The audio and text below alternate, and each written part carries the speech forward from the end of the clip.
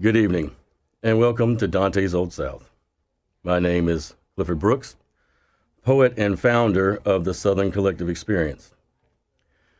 Before we get started, I want to give a special thank you to the Camp House here in Chattanooga, Tennessee, for allowing me to sit in and get my notes together and my mind ready for the program. And for those of you out there who are looking to hone your writing skills and to learn how it can pay off in the end, go online to www.southerncollectiveexperience.com and click on the tab that says events for the Living the Creative Life event in Canton, Georgia on March 9th. Publishers, editors, poets, and novelists will fill your day from 10 a.m. until 4 p.m. with the means to get that elusive inspiration together in order to create your product, and then how to make that product pay off. Farther on April 12th through the 13th, Georgia State University will be hosting Lost Southern Voices, 2 days of lectures, book sales, and good times to illuminate those lives of writers that you may not know about but should.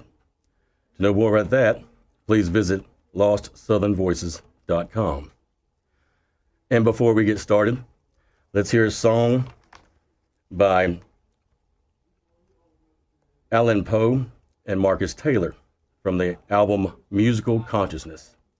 And the song's called Your Name. He's a sweet soul, brother. Yes, y'all. Allan Poe, brown-eyed soul man. You know we had to do it. I'm feeling this. It's what we do. Your soul man. Come on. I meet them, but I forget their names. Point of reference never ever came. I've looked, but they are not the same. Yes. You have depth, they are only plain. I only remember your name. That's right. Come on. I meet them, but I forget their names. Yours is the one I remember. Implanted since that December. Point of reference never ever came. They failed to meet your gravity. They failed to have your heart. They're just a cavity. I've looked, but they are not the same. I never asked for their number. They failed to wake me from slumber. You have depth. They are only playing. There's only one that can win. They fail to contend. It is your name. Your name. I only remember your name. I only care for your affection.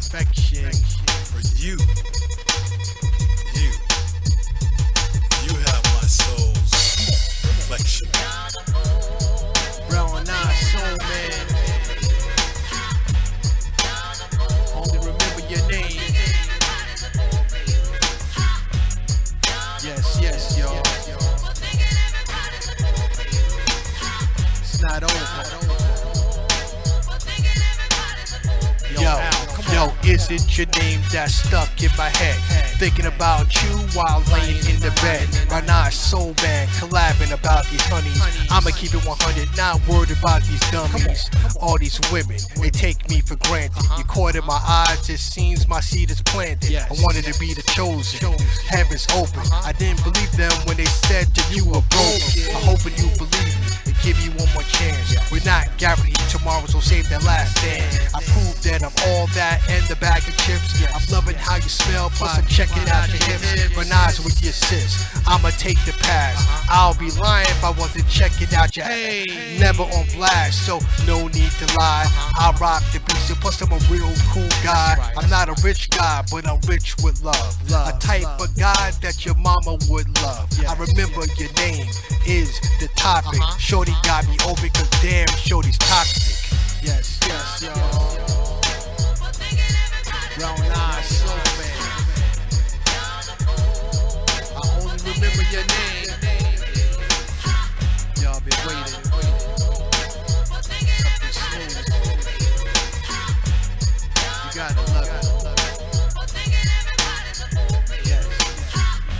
Soul Man, you did it on this one. I was loving that poetry.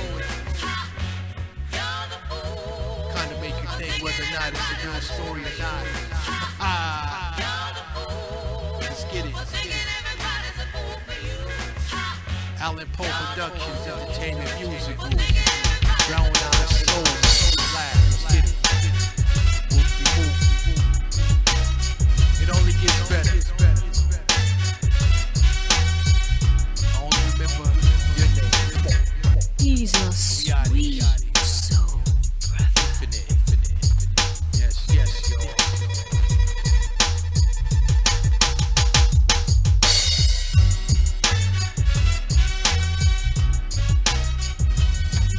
He's a sweet soul brother. From my book, The Draw of Broken Eyes and Whirling Metaphysics, that came out originally in 2013 and now reissued through Kudzu Leaf Press, I want to read a poem called On the Last Wild Edge. Sunset, back wet from hard work, hands raw from shovels. Firewood stands in clean stacks by the back door. A hawk sits on a telephone wire watching cut fields. Men and women retire indoors. Orange is smeared behind mountains bursting at the seams. Trees are an unkempt mane. It's a curved, unbroken line where bears sleep in winter. With so much rain, the view has a gauzy sheen.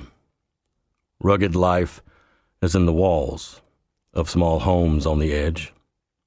The quiet spirits a man away, witnessing natural decay.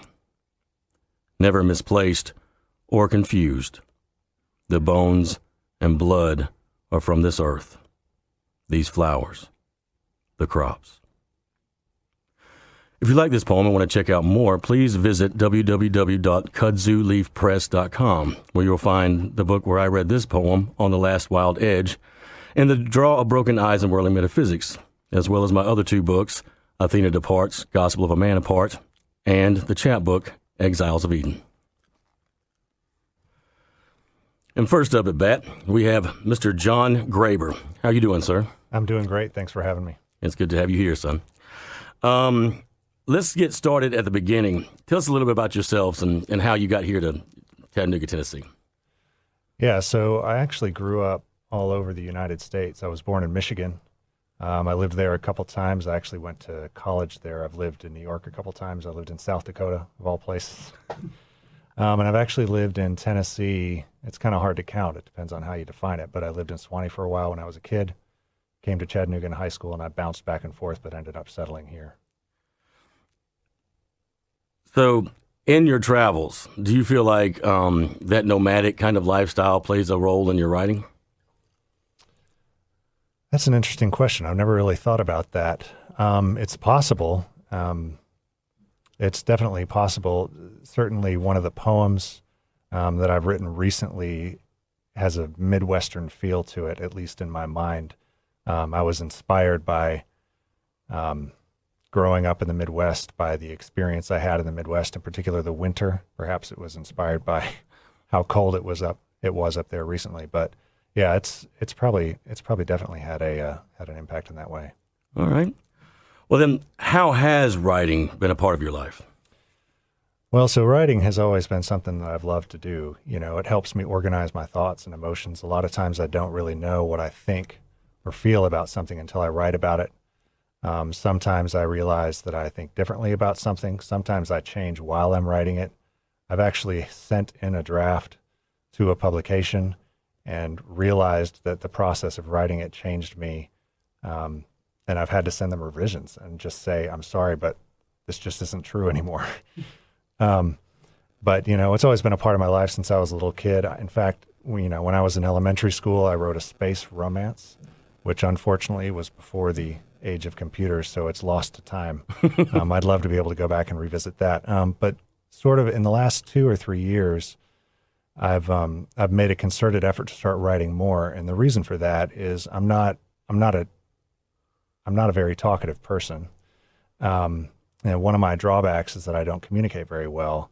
And in a lot of relationships, you can deal with that, but I realized that wasn't really okay in my relationship with my children. And probably it's been a while now, probably 5 or 6 years ago now, I was in the attic and I found one of my dad's diaries. And I probably shouldn't have read it, but I did. And it was amazing to me, kind of the world that opened up when I read some of those entries. And I only read 4 or 5 pages, but it was just an entire different side of him that I had just never experienced. And so I decided to write. I decided that could be a way that I could communicate with my children, and they're little kids. They're not reading what I'm writing now. My hope is that it'll be something that I can leave to them. And there are other secondary reasons, but that was kind of the primary force to get me writing again, to get me publishing, and to help me focus on what I was doing, was wanting to leave that behind for my children so they would know a little bit more about who their dad was. Now, touching much on the poetry you've written in the past, how it changes and you change over time. Can you go back to the beginning and tell me why you started writing poetry in the first place? Yeah, that's a hard question to answer. In all honesty, it's very recent. I mean, poetry, maybe it's not good to think about it this way. I kind of have a hierarchy of writers in my head. It's typically based on the things that I see other people do that I don't know how to do yet. And so it tends to go nonfiction, then fiction, then poetry.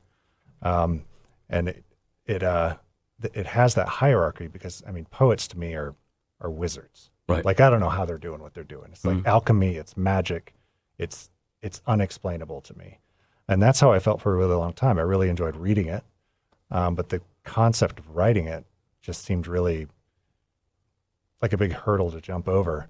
And it's really only been in the last few months that I've explored it more. I've been able to interview a couple poets. That's probably helped. But it also, I think what pulls me to poetry, at least recently I've realized, is that poetry, when I start a poem, it's starting from an emotion.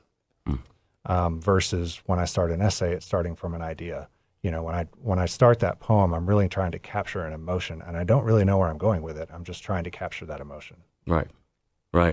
And it's to hone poetry and have it, I think many people will stay away from it is that they don't understand what the poet is saying. And when you look at that alchemy, when you look at the chemistry of what it is that you like in poetry, do you find that accessibility is important to you, that you have to work a little bit to get into it, but not so hard that you're beating your head against the wall? Does accessibility play a big role in your poetry?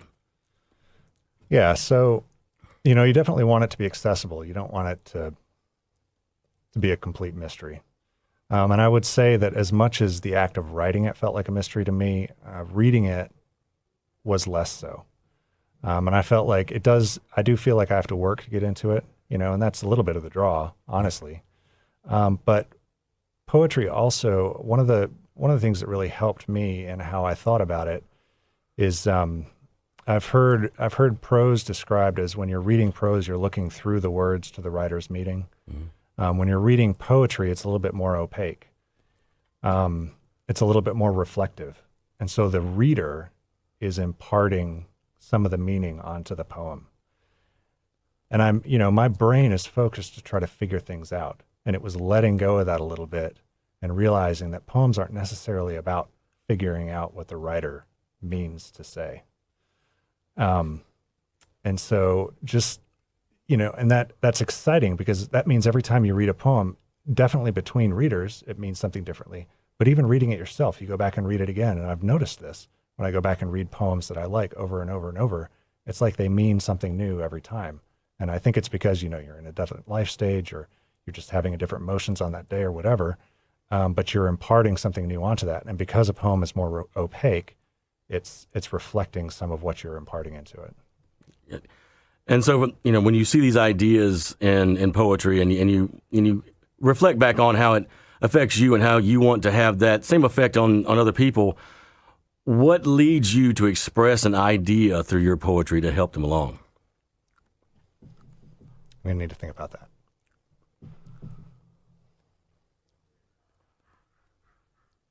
Can you ask it again? Yes. All right. We just heard you talk a great deal about ideas and emotions and how sometimes a poem can mean separate things, but let's get to the very seed of a poem in its simplest form and say, what leads you to express an idea through poetry? Yeah, so it is that emotion. With both of the poems, honestly, I can count the number of poems I've written on one hand. So there aren't a lot to pull from. But you know, with the two poems I'm thinking about, it definitely started from that emotion. You know, one of them, actually both of them ended up being about my father. One of them didn't start out that way, and I didn't realize it was going to be until about halfway through. But the other one definitely did. And, you know, my father left when I was 3, when I was very young. And those are emotions that I've never really explored. And I can't even really explain them. You know, they're kind of beyond language. But they definitely create a feeling in me, a visceral feeling. And so that first poem that I wrote about that was just trying to capture that feeling. Right. Now, before we jump on those poems, let's touch on tributaries. Tell us a little bit about that. Yeah, so tributaries is something that I'm really excited about. Basically what happened is a friend of mine and I, a local friend of mine and I, John Hawbaker, went to a writers' conference about a year ago. And we left that conference just really inspired by the other writers that were there and by the work they were doing. And we left just really wanting to celebrate writers and great writing. You know, and there's a lot of stuff out there about people just talking about writing and giving their thoughts on it, and that's all well and good, but we didn't want to do that again. Right. You know, I don't know that it's really necessary to do that again. So what we decided to do is when we find a piece, whether it's a poem or fiction or creative nonfiction, that really moves us, and we try to avoid things that are kind of the hot topics of the day. When we find a piece like that we really love, essentially we just when we find a piece like that we really love, essentially we just reach out to the writer and say, we really loved this. Mm-hmm. Would you come on and talk to us about it? And then, so sort of the twist that we add to it is we ask them to pick a piece not written by them that they really love, that's really moved them. And the three of us talk about that together. So we'll talk about their piece in the introduction, but then the bulk of it is about this third piece that's really moved them, and we're able to talk about craft and heart in that piece, how it's moved them. And it's just been really exciting. Every once in a while we take what we call moonshots as far as sending out emails to guests, and like 99% of those have come through. Yeah. Like we'll send one out, not expecting it to come through, and the person will write back and be like, yeah, I'd love to do this. And so one of the side benefits of this is it's really sort of imparted on me that it just feels like writers are very generous people, and they remember what it was like before they were famous. And, so I think, the once or twice that we've gotten to know, it's been a scheduling issue. Right. But primarily people have said yes, and they've been really gracious to us with their time. Awesome. How do people get their hands on tributaries? Yeah. So it's a monthly email newsletter. Okay. It's a tiny letter. So if you go to tinyletter.com/tributaries, you'll see an archive link there. You can see past issues, and you'll see a link to subscribe. All right. Well, Mr. John Graber, why don't you give us those two poems right now? Give us set the stage for us with both. Sure. So the first one I want to read, this one came out of listening to an album that my wife sent to me. She said, she sent me a link. She said, I think you're going to love this. She was right, as she is most of the time. And I listened to it kind of on repeat for 2 or 3 days. And there wasn't an idea that it was making me think of, but it was a feeling. It was an emotion. And that feeling was a Midwestern winter, sort of that cold, hard, cutting wind, hard ground, ice, frozen fingers, frozen nose, all that kind of stuff. And none of that sounds good, obviously. It's miserable. But the truth is I'm drawn to that. And so I decided to explore that, explore why I'm drawn to that. Explore just that I'm drawn to that to begin with, but also why and what that might mean. And I mean, obviously, I'm drawn to that because it's part of my upbringing. Gotcha. Yep. So this is cold. I'm drawn to bleak landscapes and hard winters. The feel of icy tendrils slipped beneath skin and bone cracked by cold. Slate skies of endless gray, skin burned by a razor wind. As much me as it is my home. These roads are long and straight, flanked by trees, black claws slicked with damp or sheathed in brittle armor. They bear me home, where my bones have also been cracked, but not by the cold. That's solid, bro. That's solid. Now, what's the second one? Yeah, so the second one, so kind of in that same vein with the album of sort of art begetting art and inspiring art, I was reading the book Lincoln and the Bardo by George Saunders. And there's this scene in that book where Lincoln, the president, visits the crypt where his son was buried, Willie. And his emotion is just pouring off the page. I mean, he's distraught, obviously, as you should be if your son dies. You know, he's holding them in his hands. He's trying to will him back to life. And I already mentioned, you know, that my father left when I was 3 years old. And those are emotions that I've only begun to grapple with. And part of the reason for that is that now he's 4, but I have a son who's essentially the same age. You know, and I look at him and the idea of leaving, it's incomprehensible. I do not get how it happens. You know, and then I'm thinking about like how I would feel, you know, it's kind of this weird way to think, but I'm thinking about like, what if he had somebody that he cared about so much who left him? How enraging that would be. Like, because I love him, how mad it would make me for somebody to hurt him that way. And then I almost have to step back, and this kind of tells me I'm disconnected from my emotion, but I kind of have to step back and be like, wait, that happened to me. Yeah. You know? Yeah. This sort of dark imagining that I'm putting on my son that's making me feel so angry, that actually happened to me. And so I wrote this poem kind of based on that feeling, again, a very visceral emotion, kind of asking my dad, like, how could you do this? Like, what was going on in your head? How could you possibly justify leaving? This is How Many Times. Have you heard the story of Abraham Lincoln? The one about his son Willie who died. His father, the president, would visit his tomb in the night. Night after night, he climbed the muddy slope to unlock Willie's crypt and remove his body. For hours he cradled him, talking to him, touching him, tears falling on Willie's cold, lifeless skin. How many times did I lay my head on your shoulder, Dad, after you decided to go? How many times did you tuck me into bed and sing me a song?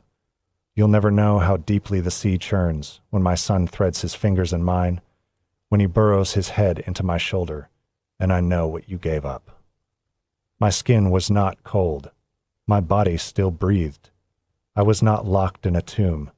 You didn't have to visit me in the night. I was still alive, Dad. Wow. John Graber, it has been an honor to have you on this show, and you will be back, whether I have to drag you back myself. Excellent. It's been great being here. Thanks so much. Thank you.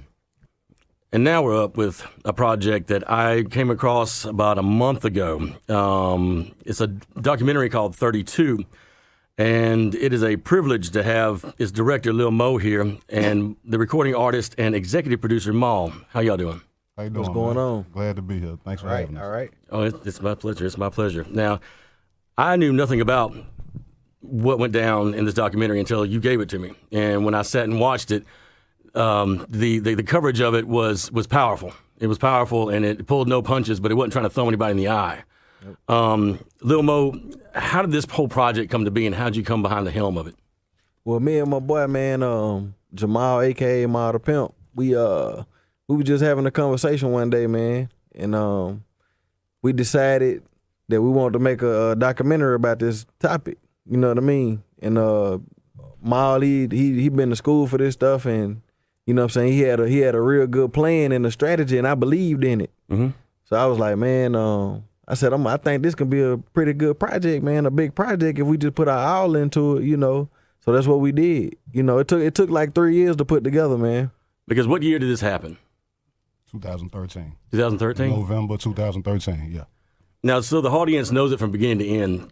Give me how this whole thing started and went down. Well, it basically started, it was, they did first is I'll go back to the beginning that made us put this together. Back in 2008 or 2009, Hamilton County Sheriff Billy Long was arrested. He was caught with multiple kilograms of cocaine, multiple pounds of marijuana, providing firearms to known felons and things like that. He served 8 years on a 16-year sentence, which is a blessing, depending on what you got. If you get caught with all that, that's a good deal. You know what I'm saying? So fast forward, when this guy gets picked up, he's charged and then sent away to do his time. 4 years later, they indict these guys right here. You know, none of these guys were caught with any drugs. They were all alleged to have been talking on the phone about stuff. So they may or may have not said whatever they were accused of, but the things that they were accused of saying was a lot less than what he got caught in person with. Right. So it kind of just, baffled me that they would get triple the time that he got. You know, if he's bringing in this much drugs and they're accused of talking about this much, where are they getting it from? Right. You know what I'm saying? Right. So the guys the guy who's supplying these men, you lock him up and give him a slap on the wrist. The guys who get caught with or without it, you send them away almost for life. You know what I'm saying? So that kind of bothered me. That first and foremost. And then when we said on the news that these guys are the worst of the worst and stuff like that, the way they were just profiled on the news. I know a lot of these guys personally. I grew up with a lot of them. A lot of them I just knew from the city, so I know these guys. A lot of them I know their moms. You know what I'm saying? I know their kids, their wife. So I know these guys. So I know what I'm saying on the news is not true. Right. And then to see the worst of the worst being profiled on the news, to me that was defamation of character. And then if you're really trying to clean drugs up off the street, we're for that. But how do you just only get all black men for that? Every race does drugs. Yes. Every race across the border does drugs. So when you only get all black men in a drug roundup, it makes us think they were racially profiled. And the thing about it, Clint, is if the sheriff is getting caught with 30 kilos and these young men are the worst of the worst in the community and they getting caught with ounces, okay, kilos, ounces. Right. Where they getting the ounces from? Right. Mm-hmm. And how's it? You see what I'm saying? Yeah, I do. And when I was watching the documentary, they arrested 32 gentlemen, 32 African Americans of varying ages.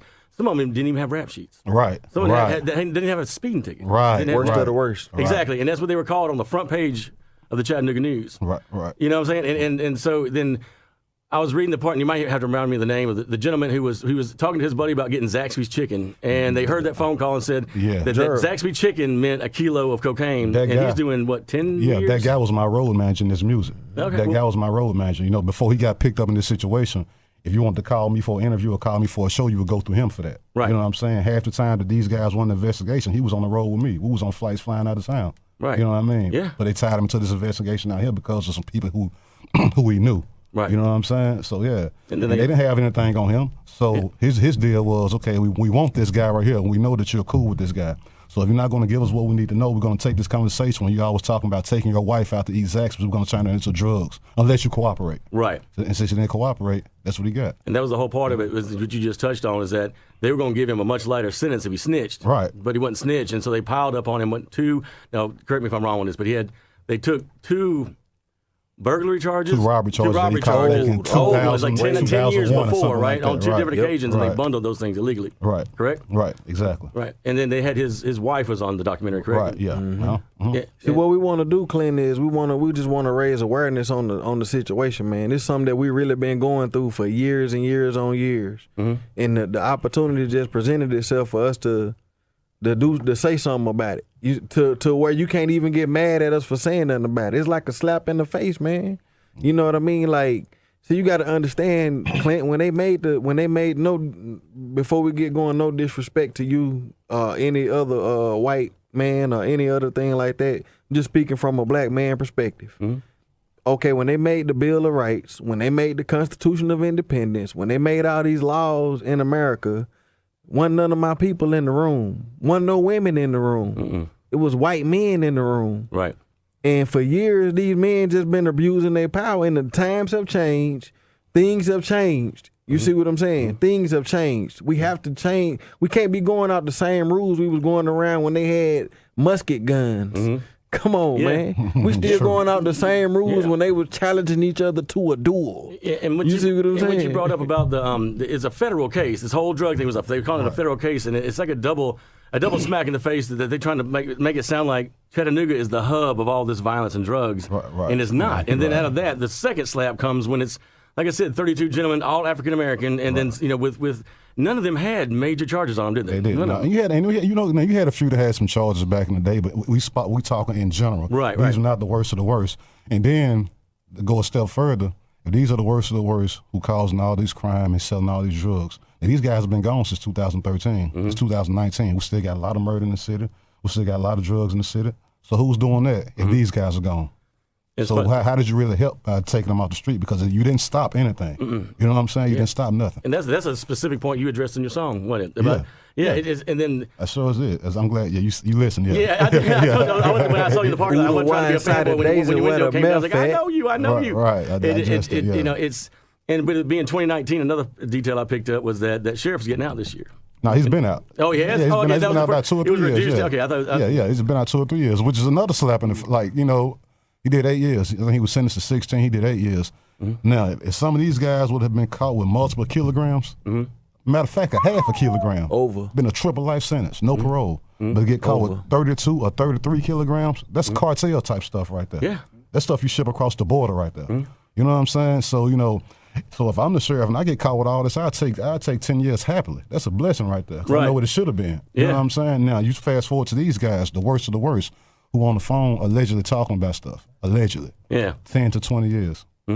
Caught with nothing. Right. Phone calls. You know and the phone calls y'all have on the documentary, too. So, I mean, that's what I love about the documentary is that it leaves no guesswork. Right. I wonder if that's true. No, you have, the whole thing is set up from the making of your video and to the evidence given in the case to the sheriff, and it wasn't just drugs, but he provided a gun to a felon. A gun and to they got that on camera. Right. Yeah. And the drugs, too, and the money. And the money laundering. On camera. Yeah, man. On camera, red-handed. Yeah. Hey, can't get mad at Mild to Pimp and Lil Mo Films, man. It's public information. Yeah. You feel me? And this something needs to be put out there. I don't honestly think it's going to stop, but maybe if we bring a lot of awareness to it, the next time when they decide to do something like this, it'll be done with a lot more precaution and a lot more fairness. You know what I'm saying? Yeah. Because this type of stuff, this is ridiculous, man. Yeah. It's ridiculous. And y'all faced some more of this unfairness during the production. When I watched the documentary, I saw that there's a part where y'all were filming the video, and the police rolled up and was videoing y'all. You saw that? Yeah. True story. Yeah. And the only reason they didn't jump out and harass us was because the camera was video on them. camera. The camera was on them. You know what I'm saying? Yeah, because y'all was watching it on the video on the camera, and then you had the camera behind you. On them. Right on you him. know what I'm saying? So if anything unjust would have been happening, it would have been caught on camera. But if we had any cameras rolling, or we would have made a sudden abrupt move as if we were doing something like, let's get out of here. But we know we weren't doing nothing wrong. 1,000 people walk up and down Martin Luther King all day. Why you come stopping us? And I mean, it's the artwork and the how Chattanooga's being refurbished. The artwork on the buildings is amazing. And you catch that Martin Luther King in the mural there with him. Yeah, right. It's just that in the ugliness of the event and what was done to these 32 gentlemen and more that's not on the video. It's going on right now. Y'all still captured the beauty and the rejuvenation of Chattanooga, and it's these subtleties. You know what I'm saying? And I know they were intentional. Or they wouldn't have been in the camera in the video. Right, I mean, the deliberateness of this is what it is. I never watched it and thought, these are some newbies getting in the game. I mean, this whole production from the song, and then it wasn't a cross production like I'm doing this song, let me be in the video. It's we did this, and this is the song of how it went down. This is the gospel hymn of how this thing came together, and this is the truth, step by step by step. And it left no room to say but or what if. It's like it's almost like you wrote your own legal brief in song and documentary. That's the way it came across to me. That's nicely put. Yeah, the song was more like the video was like a soundtrack to the documentary, and that's why we wanted to use the video to play it at the end. Once you watch the whole documentary and you get an idea of what's going on. Yeah, that's what I'm about to say. Now you can look at the video, and now you can get now the video makes perfect sense when you're looking at it because you've already watched the documentary. That's why it shouldn't. That's why we didn't want the video in the front of the documentary, in the middle. We wanted it at the end once you've seen everything. That way, the words and the lyrics and the footage that you see makes sense. Like a soundtrack. Yeah. Tell us about the song. Tell us about the lyrics, how you put it together. I mean, your inspirational process, how you get that fire out, brother. I started writing the lyrics. I wrote the lyrics before I even had a beat to go with it. I wrote the lyrics. Actually, I came up with the hook first. They call them 32 the worst. Just what I saw on the news, they call them 32 the worst of the worst. But what's the worst is how their families were hurt. The sheriff gave them that work. Still drugs in the city, that's real. But they in jail, so you ain't getting it from them. That means it's bigger than them. True story. I wrote the hook based off of that. When I wrote the hook, then I think I started writing the verses after the hook. I still never had a track for it. I just wrote the verse and wrote the hook, and then my homeboy Hush Shakari out of North Carolina, he sent me a beat for it. He sent me actually about 10 different beats, and I think when I skipped through the beats and I got to like beat number 6, I said, "This the one right here." Yeah, man. This the one right here. Recorded the song. And once I recorded the song, I just kind of put it up. But I knew when I did the video, I didn't want to just do a regular video. I knew I wanted to shoot a video with nobody in it, just me solo. I wanted to include footage from the news in order to paint the picture a lot better. You know what I'm saying? Yeah. That's why I didn't want nobody in the video, just a solo, just me solo. Even though it's just me, all solo shots. Yeah. And the only time you're not looking at me is when you're looking at footage from the news. You know what I'm saying? I think that painted the picture right there. Yeah. Yeah. I mean, it's like the story being told, and when they would zoom back on you, it was always like the punctuation mark. Right. You know what I'm saying? Yeah. I mean, am I getting that right? I mean, I'm not trying to force my. Okay. No, that's right. No, that's right. You got it right. You got it right. Yeah. And that's the perfect picture I wanted to paint right there. It's the perfect picture. Yeah, the perfect picture. So I think the video speaks volumes because it's the truth. And then you're seeing it as you're hearing it. You know what I'm saying? Yeah. So, you know, it's visual and it's audio at the same time. Yes. Yes. Now, we have Alan Shropshire here, too. He thought he was going to get away from the mic, but he is not. How you doing, boss? I'm good. Now, the reason it's easy to segue from 32 into what you're doing, the Community Bail Fund, is that, and I've had some personal experience with friends and in my own life, that some people get inside, that they get arrested, and they don't have any family or friend on the outside to do anything for them or to get them out. How did all those factors, or any of them, how did you build this up from the ground? Well, personally, I could say from personal experiences myself, my past, but I was connected with a lot of different organizations. The organization that helped create the Community Bail Fund is Caleb. So it's Chattanooga's in action with love, equality, and benevolence. So it's an organization within organizations. So we have at least 8 to 9 different organizations that come together for one cause. And this cause right here has been one of the ones. So criminal reform, and the injustice in our system. And, with me being a person, knowing that there's people in our communities that cannot afford to be able to bail out, that's our goal. So, I'm glad we're on here today. I can say that good news that everything has been officially stamped. So our goal is before the month's out, we'll be getting somebody out. So Now, if people need to get a hold of you and know more about this project, where do they need to go? Well, definitely, you can either reach me on at my email at allen@greenspaceschattanooga.com. Or you can reach out to us on our Facebook page. You can check us out at Caleb on Facebook, Caleb on Facebook.com. It'll be Caleb. You can reach us on there.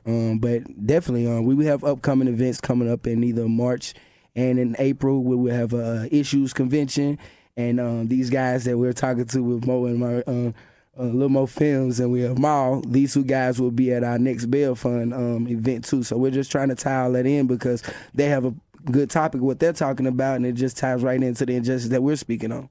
Right on. Now, Lil Mo, where can people find your documentary and get their hands on it? Where can they buy this thing?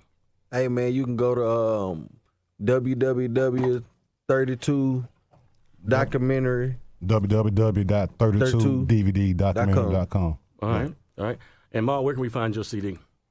Well, let me say this: the documentary, like you just said, as far as locally here in the city, you can go to the Fast Stop gas station on Wilcox Boulevard, 2285 Wilcox Boulevard. The 32 documentary sitting right in there behind the shelf. You walk in, you can't miss it. You can see the posters on the wall to let you know that it's still there. And then again, the website 32documentaryDVD.com. If you want to order offline, for those people who like to use credit cards and don't buy physical copies like that, you can order. Have a physical copy sent to you, or you can order and stream it and watch it on your computer, either or. So we're covering all aspects. No excuse. Yes. No excuse. None whatsoever. Stream it, get it mailed to you, or go in the store and get it, however you want to do it. Make sure y'all go subscribe to that YouTube, Lil Mo Films. Catch me on Facebook, Lil Mo Films, Instagram, Lil Mo Films, Google, everything. Lil Mo Films. Lil Mo Films. Same here. Yeah. Instagram.com @MaulThePimp, Twitter.com @MaulThePimp, Facebook.com MaulThePimp, aka MTP. Subscribe to Pimpaholic TV on YouTube. Holla back. Well, with mine, my Facebook is my government, Allen Vincent Swapshire. For us, my Instagram, and we would be ALSM4600. You can reach out to me anytime, ask any more information about the Community Bail Fund. All right. Gentlemen, it's been an honor and a pleasure to have y'all on. Appreciate you, man. I appreciate the platform. Definitely. Appreciate that, man. It's honor's all mine, y'all. And Maul, we're going to end this segment with you announcing your song. Let's hear about it. Oh, yeah, y'all check this out right here. This is the hot new single right here, the soundtrack for the most controversial documentary in the city. 32. Holla back. Check it out. Real spit.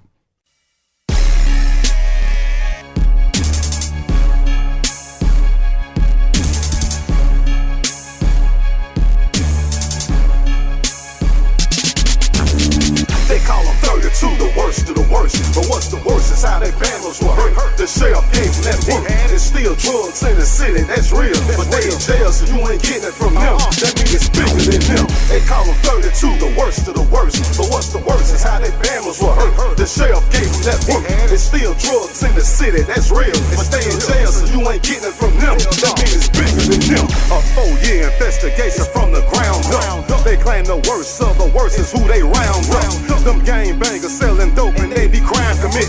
32's again get indicted in the inner city. Every race be breaking laws, you can't ignore it. But in my city, only blacks will be arrested for it. Yeah, in my city, only blacks will be arrested for it. This Chattanooga, y'all, the KKK just left a marching. The feds only hit the hood, I don't respect that. Cause Oodawad inside the days is where the milk's at. Yeah, Oodawad inside the days is where the milk's at. Ain't none of them not called a fed case of milk at all. But Brian Slayton doing time like a real again. My blood cousin, brother, victim of the fed system. It hurt our family to see the way the feds did him.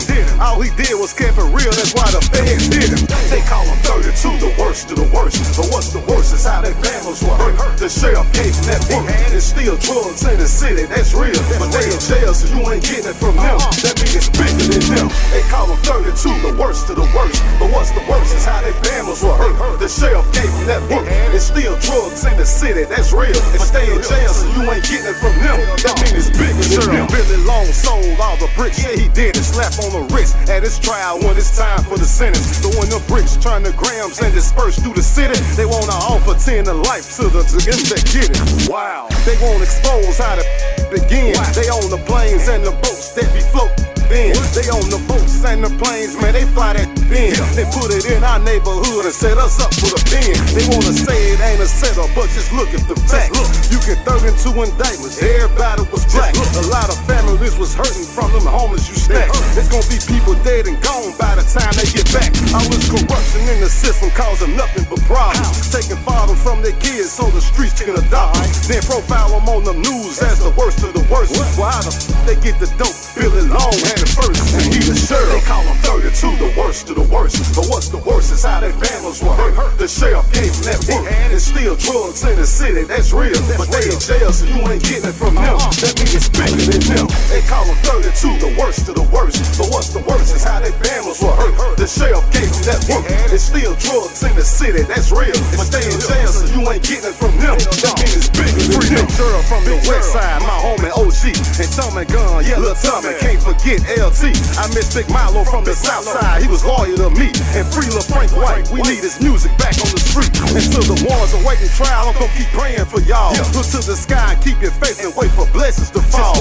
When the system is corrupted and no justice exists, only God can see you through in situations like this. They hit my cousin in the system, he been gone for some years. Solid soldier to the bone, I hope he get that appeal. He's a 30 like a man, never did shed a tear. It's called links and jail visits till my get here. They give you life, it's like it's 10 years, they hand out. Been in the game over 10 years, man, it's time to get out. Get railroaded off in court and leave your family hurt. That one judge and 12 jurors be your worst of the worst. You hear me? And to close out tonight's episode of Dante's Old South, we have Miss Carolyn Kelso, who's here to shed light on health and wellness and how it pertains to the creative process. How are you doing, Carolyn? Good, thank you. Now, you're a poet, as I understand. Yes, And you're also studying health and wellness, correct? I am. And where are you pursuing that degree? I am currently a student with American College of Healthcare Sciences that's based out of Portland, Oregon. Okay. And as an artist and also as one studying health and wellness, which is not always they're not always found together. There's an adage that says that talks about the starving artist for a reason. To help those out there better understand how important nutrition is to the creative process, outline what your theories are on that. I think to put that in perspective, nutrition is only one part of the whole umbrella of health and wellness. Health and wellness has a huge scope. You can have, under the health section, obviously, mental health, physical health, nutritional health, emotional health, and wellness. It can pertain to your physical health again, or all the ones that I just mentioned. It's how do you put them all together in a balanced way that puts you in the best mindset to live the best life that you can live. Everybody wants to have that ideal quality of life that they want to have. When you tie it into the creative process, a lot of people write for cathartic reasons, and they kind of purge out their experiences if they're bad or good or emotionally sensitive. But if you're strong in body and strong in mind, then your best writing is going to come from that. So what are some dietary tips on how to keep your mind sharp and your body in the right physical place to create? Assuming that you're mentally in a good place and you're physically in a good place, the brain actually uses carbohydrates for food. So when you hear a lot of folks talk about these low carbohydrate diets, these keto diets, these high protein diets, what they're going to experience if they're cutting really back on their carbohydrate intake is they're going to have brain fog. They're going to have a sluggish activity. They're going to be moody. They're going to be grouchy. They're not going to have the patience with other people or with themselves if they don't understand what's going on metabolically with what they're eating and how their body's processing it.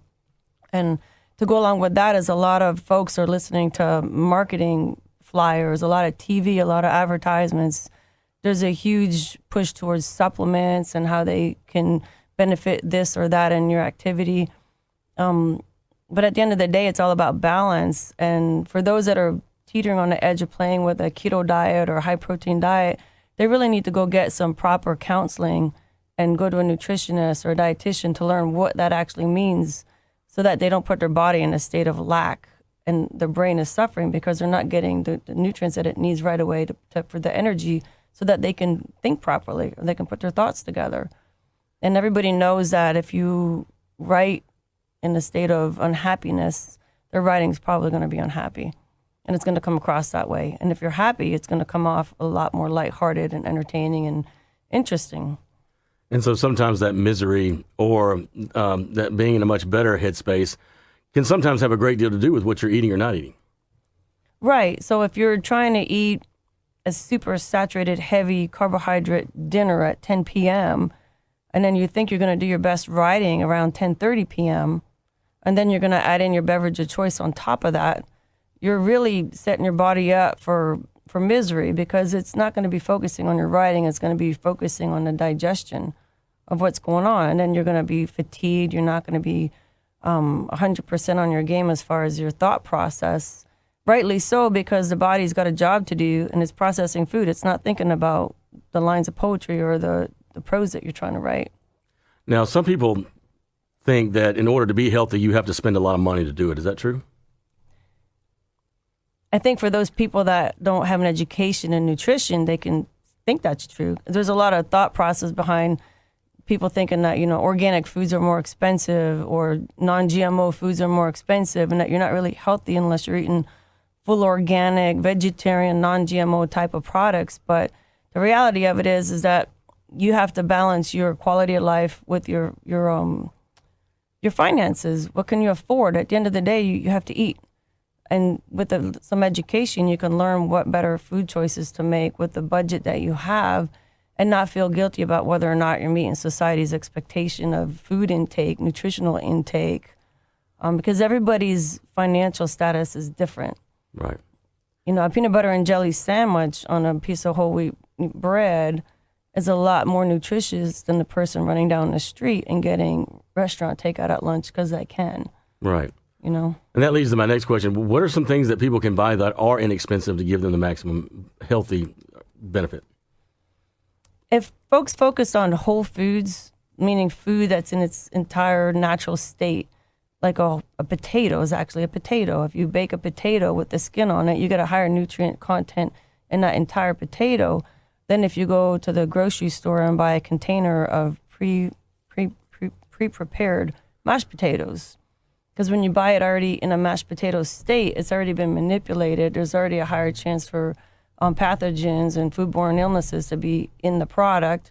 And not only that, they're going to add salt or whatever type of preservative to maintain that food quality. And for the price point, depending on the store, you can get a pre-made package of mashed potatoes anywhere between $3.99 and say $6 on wherever you shop. But you can get a whole bag, a 5-pound bag of pure potatoes that you can cook yourself, which also brings in the fact that I think, unfortunately, today's society is a convenience society. There's a lot of focus on, non-GMOs, organics, whole foods, but not a lot of people are preparing it. Right. There's a small population that's actually investing the time into buying the food and preparing it at home and eating the food. So it's a catch-22. It's a convenience thing and a financial thing.